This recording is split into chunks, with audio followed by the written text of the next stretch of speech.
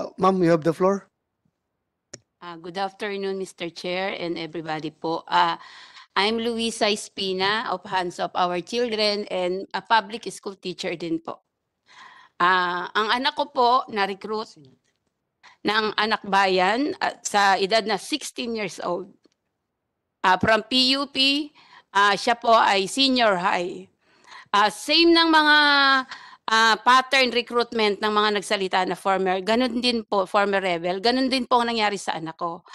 From mabait, mapagmahal na anak, nag-twist po siya nung nasali dyan sa organization na Anak Bayan at Gabriela Youth po. Nawawala-wala na, ginroom nila ang anak ko na magalit sa gobyerno, na huminto sa pag-aaral. Dahil sabi nila, narinig ko mismo sa anak ko na ayaw niya na mag-aral. Dahil papel lang daw po yung edukasyon. Mas mahalaga daw at mas maayos daw yung pinag-aaralan nila doon sa sinarihan niyang organisasyon.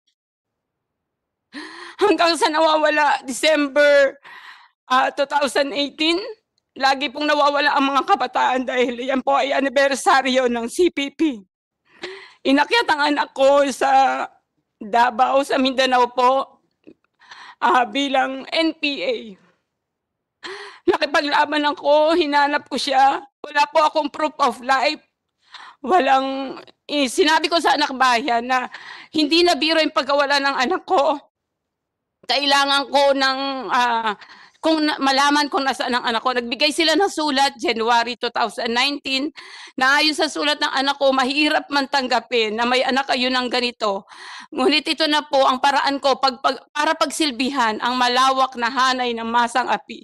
Yun ang content ng sulat ng anak ko na napakahirap po talagang tanggapin na bunso po siya. Sure. Ang ginawa nito ng mga CPP, NPA sa aming pamilya. Napakasakit. Isang araw lang mawala yung anak mo, hindi mo na alam ang gagawin mo. Pero yung magliliwag taon, hindi mo na kaya. Tuwing gabi, iiyak ka. Bagyo. May sakuna man na mangyari sa atin, COVID. Alalahanin mo yung anak mo, yung worst na mangyayari. Kung ano ba yung nangyayari sa anak mo. Walang proof of life. Nakakakain ba? Through NTFL-CAC, may sumusuko. Nag-aamot kami na makakilali anak ko dahil sa SMR, yan sila Arian, sila alam nila na nakasawa nila yung anak ko. May sumuko sa Tagum, 13, na ikwento.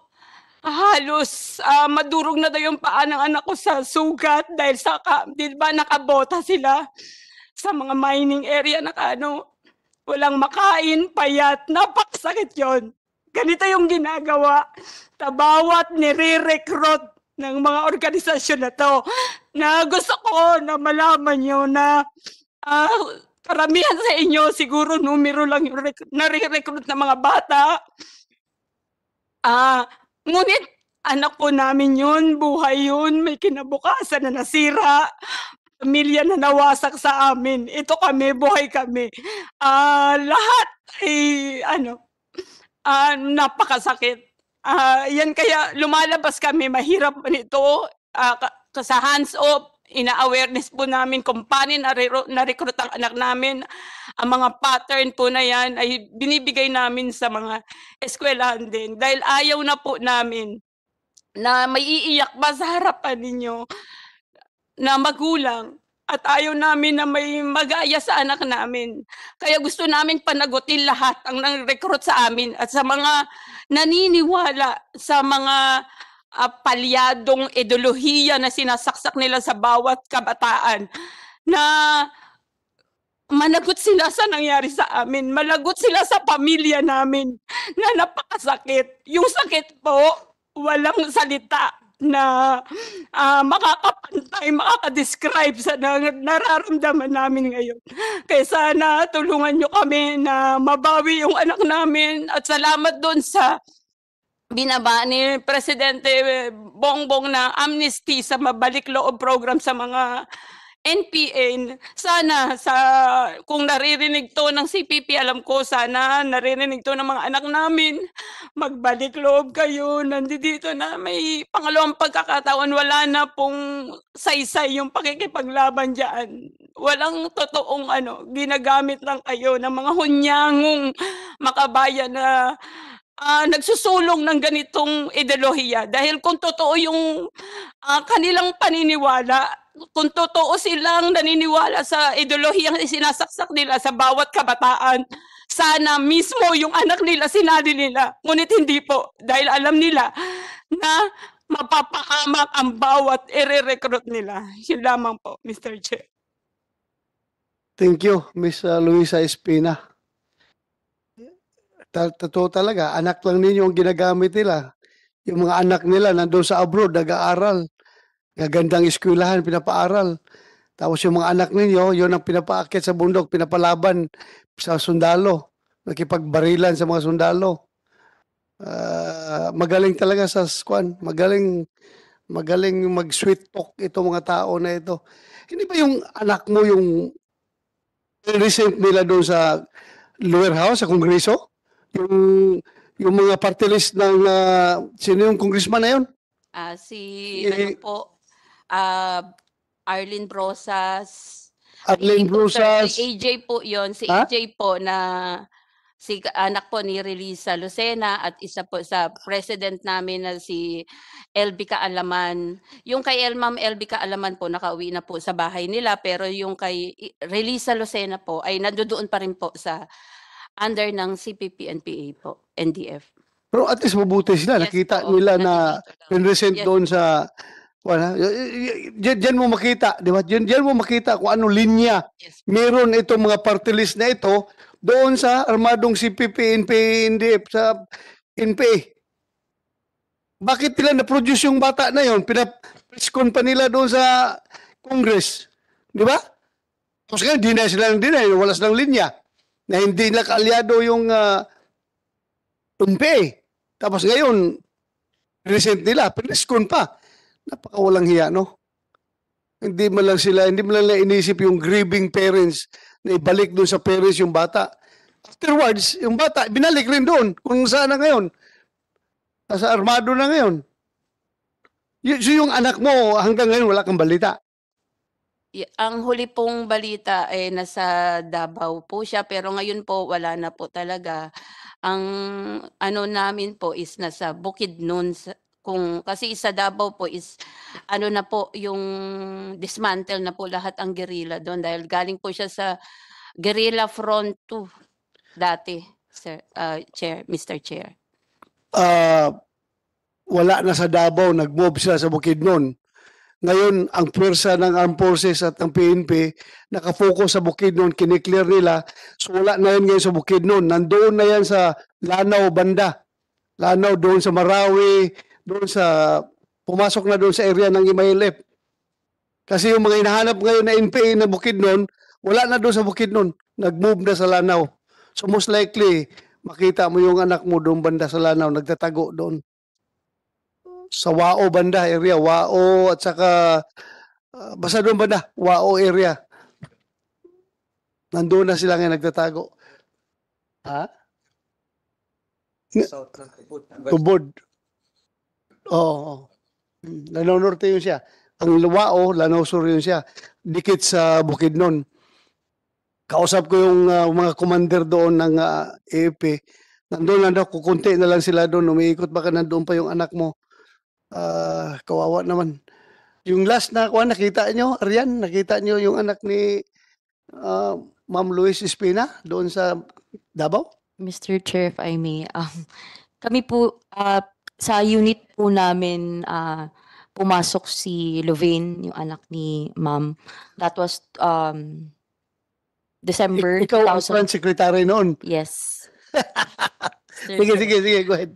Sige. 2018 sa somewhere in Kitaw-Taw Bukidnon po. Nag-attend po siya ng 50th anniversary ng Communist Party of the Philippines. So, actually, she was just planning na for exposure lang or revolutionary indication. And then, yun nga, because of, syempre, our influence, no, in convincing her na mag full-time. And then, siguro, sa ilang araw na nagkasama kami, ilang araw, pagka January po ay inatid ko talaga siya sa regional headquarters ng Southern Mindanao Regional Committee, sa pangangalaga ni Eric Casilaw, si Kaelian.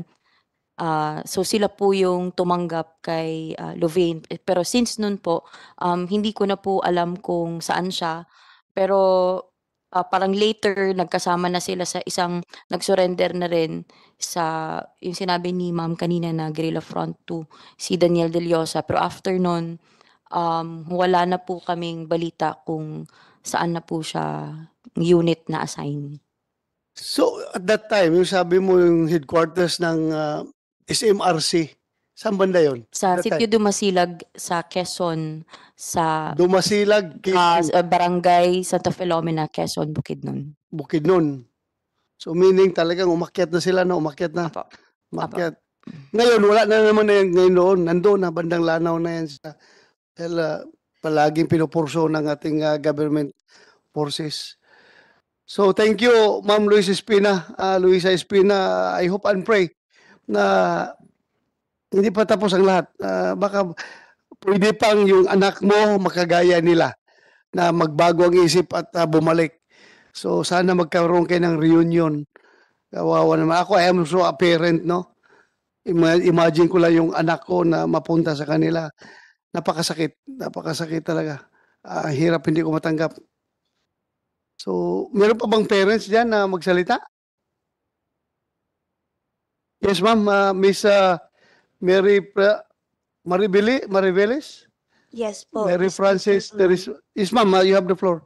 Good afternoon po. Good afternoon po sa lahat. Ako nga po pala si Mary Mariveles, isa din po sa mga mother sa Hands of Our Children. Yung anak ko po si Francis Earn Mariveles, 16 years old lang po nung pumasok sa PUP Santa Mesa. Katulad po ng mga ibang estudyante na matalino, matalento, masayahin, mapagmahal na anak at kapatid. Galing lang po kami sa mahirap na pamilya, kaya yung pagkapasok niya po sa university, unang hakbang po yun, na matupad niya yung pangarap niya. Ngunit hindi ko po akalain na doon mismo sa loob ng university, masira yung pangarap ng anak ko kasama yung pangarap ng buong pamilya. Yung unang naging achievement mo ni Franz sa PUP, naging writer po siya ng Catalyst. At hindi ko po akalain na ang pagiging writer niya sa Catalyst, yun ang magiging tulay para maging membro po siya ng Anak Bayan, Kabataan Party List, LFS. 3 months lang po, Mr. Chair. Sa 3 months na yun, naging full-time activist na po yung anak ko. Alam niyo po, yung pinakamasakit na 3 months na yun kasi doon mo nakikita yung pagbabago ng anak mo. Na alam mo yung bilang isang magulang na pinalaki mo sa 16 years, alam mong mabuti siyang bata kasi nag-graduate siya ng Salutatorian, Leadership Award, Journalism Award. Hindi mo akalain na may mga gano'n na demonyo sa loob ng universidad na paikutin yung utak ng anak mo na ibahin na kayang talikuran ang pangarap, kayang talikuran yung sariling pamilya. Mula nung pumasok po siya sa mga organisasyon na yun, nag-iba na po ang buhay ng pamilya namin. Minsan hindi siya namin makikita 3 months, 6 months, 9 months. Umaabot po minsan 1 taon. 4 years po. Akala ko full-time activist lang yung anak ko. Ano ba nangyari sa kanya sa 4 years na yun? Makikita mo po dinadala sa iba't ibang rally. Masakit po bilang isang ina. Pag nakita mo po yung anak mo sa TV, nakikipagbalyahan sa pulis, binubomba ng bumbero. Isipin niyo yung naramdaman ko pag nakita ko yung anak sa TV na masaktan pero wala kang magawa. Saan pa po ba? Dinala sa Pandi, Bulacan para mangagaw ng bahay. Hacienda Luisita para sa mamamayang api. During election po, 2016, ginapit po ng Kabataan Party List ni Nery Colmenares para po sa kanila ng mga political rallies nila, mga propaganda nila dyan, na magkabit ng mga propaganda nila.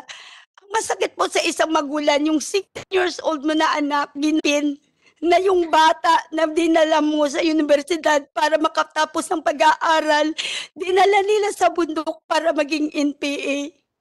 Ang sakit po yung kasi alam po natin sa kabundukan, hindi namimili ang bala. Sa bawat araw, yung anak ko nakikipaglaban kay kamatayan. Paano mo maisip na ang isang nanay makatulog ka ba sa araw-araw na ganyan na lang ang nasa isip mo? Alam niyo po, dahil sa Hands Up for Children, nagkaroon po ako ng pagkakataon na makausap yung mga former rebel po na nakasama ng anak ko. Pero sa bawat kwento ng hirap sa bundok, sa bawat kwento na sabihin, tumalon sa ilog yung anak mo, may dalang laptop, may dalang baril.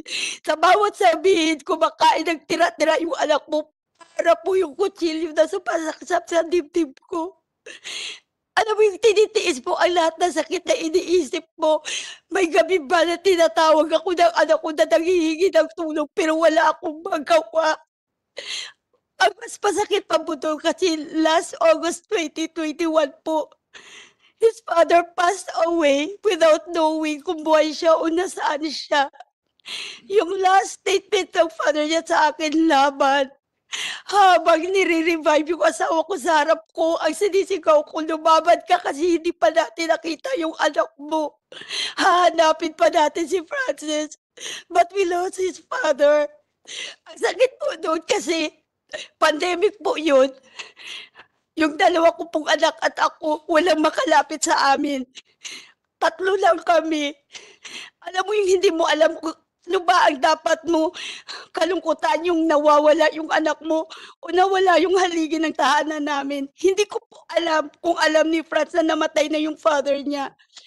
Yung last nakakita ko po kay Franz, 2020 pa po ng February. Yun po yung time na nakita ko yung video na sabi ko sa kanya, Nak, i-clear natin yung pangalan mo. Sabi niya, ang sagot niya sa akin, Ma, sa organisasyon namin may sarili kaming abogado. Hindi ko akalain yung time na yun po yung huling yakap at halik ko sa anak ko. Kasi kung alam ko lang po na yun na ang huling yakap at halik na makita ko yung anak ko, hindi po ako bumitaw. Alam niyo yung pagsisisi sa puso ng isang ina na sana hindi ko binitiwan yung kamay ng anak ko.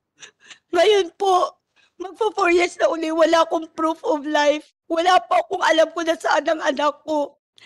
Ang masakit po, ito po yung hirap, sakit, yung lungkot na sobrang hindi mo malaman kung saan ang galing na ayaw namin iparana sa mga ibang pamilya. Yung naranasan ng anak namin, ayaw namin maranasan ng ibang kabataan. Kaya nandito po kami. Nandito po kami nanghihingi ng tulong sa inyo. Tulungan niyo po kaming maibalik sa amin ang anak namin. Kaya po, nagpapasalamat kami sa amnesty na binigay ni Presidente kasi ito ang magiging daan po para mapasuko yung anak namin na makita nila na mabuti yung gobyerno at ito yung paraan para makita namin yung anak namin. Kaya sana kung narinig ako ng anak ko na hindi ako susuko. Hanggat buhay ako, ilalaban ko yung buhay mo. Ilalaban ko yung pagmamahal ko sa'yo. Kaya lagi kong pinapangako sa'yo, ako yung huling tatayo sa tabi mo para iabot yung kamay ko. Para magbago ka. Nandito lang ako lagi. Maraming salamat po. Thank you.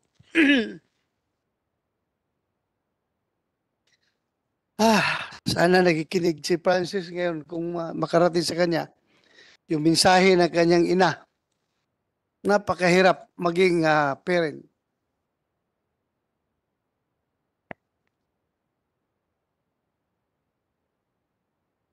Demonyo talaga yung mga recruiter na yan. Talagang demonyo. Except, hindi kasama itong mga nagbagong buhay na. Nagbagong buhay na kayo eh. So sabi ni Lord, kapag kayo ay pinagsisihan niyo yung ginawa ninyo, kayo rin ay pupunta sa langit. What we need is yung tanggapin yung kamalian na ginawa natin at magbagong buhay tayo. Wala yung pardon na yung kasalanan ninyo.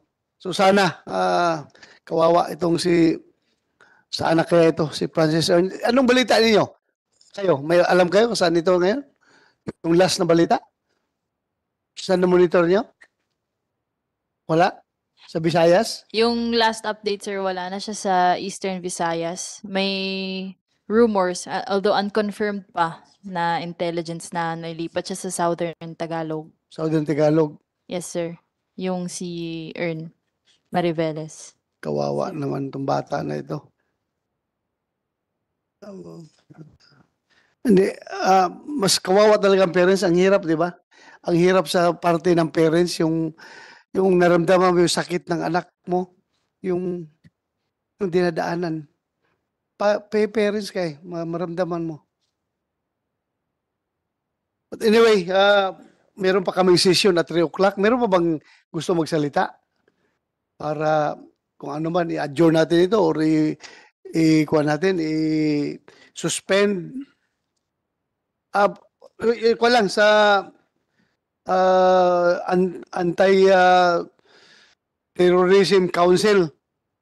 May we know kung meron na ba tayo nakasuhan ng mga recruiter based on the anti-terror law?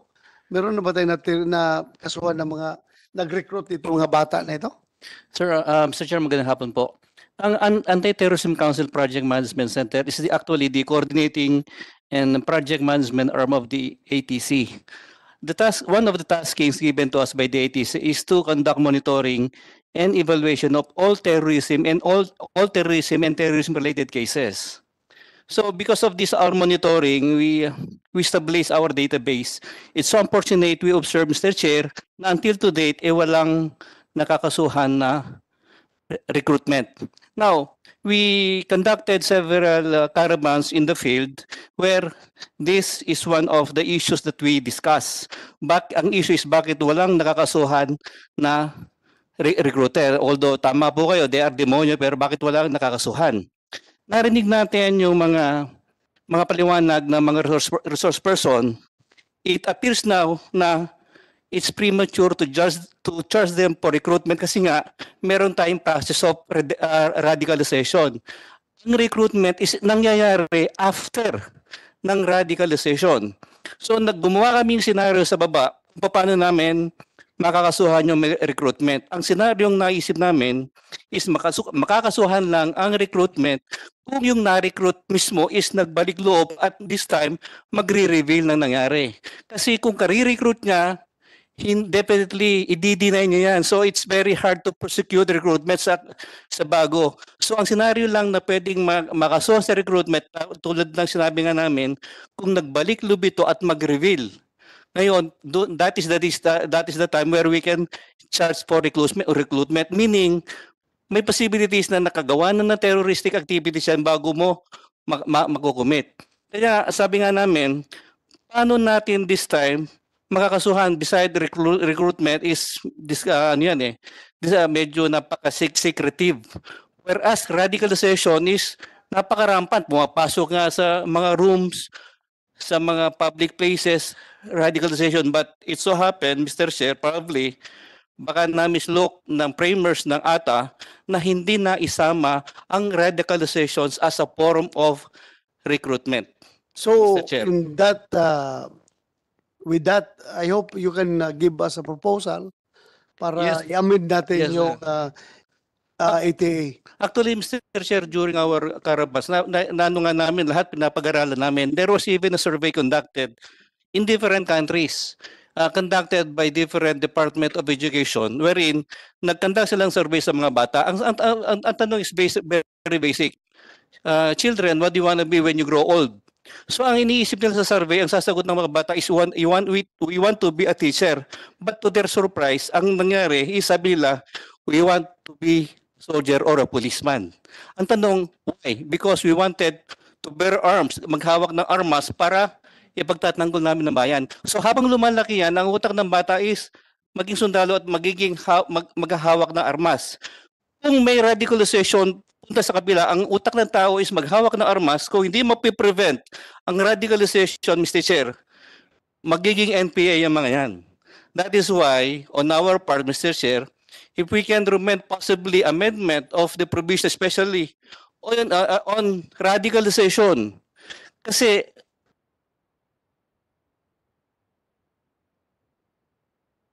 wants to burn our